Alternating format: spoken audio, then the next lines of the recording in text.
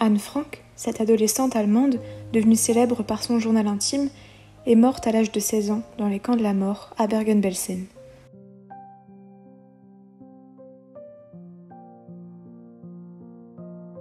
Ce qui interpelle, c'est la maturité de cette réflexion pour une jeune fille d'un âge aussi précoce.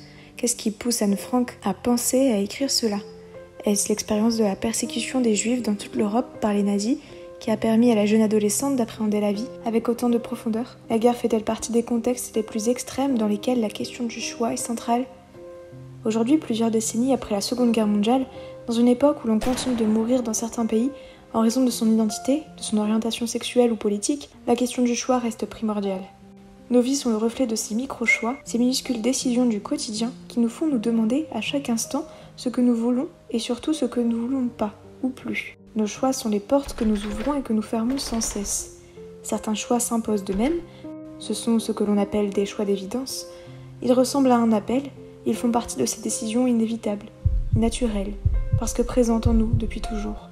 D'autres choix sont plus le fait d'une réflexion, d'une volonté, de l'expression de notre libre arbitre sur notre sort. Pour certains, choisir, c'est fermer la porte à certains possibles.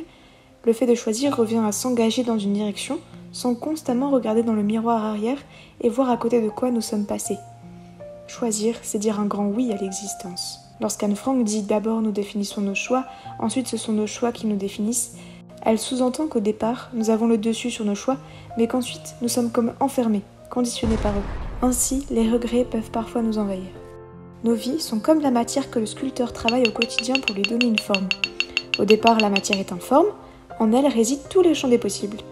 Tant que la matière n'est pas sculptée, elle peut devenir 1000 formes différentes. Nous devons regarder nos vies comme le sculpteur regarde son œuvre inachevée. Est-elle conforme à ce que je souhaite, à ce que j'imaginais ? Les bons choix sont le fruit d'une rencontre, celle de notre destin avec notre volonté. Oui, nos choix nous définissent, car ils nous rappellent sans cesse tout ce que nous avons décidé d'être et de ne pas être. Les combats que nous avons décidé de ne pas mener, les amitiés qui nous ont fait du mal et que nous avons abandonnées, les amours que nous avons laissés mourir. Nos choix nous définissent, car ils racontent quelque chose de nous.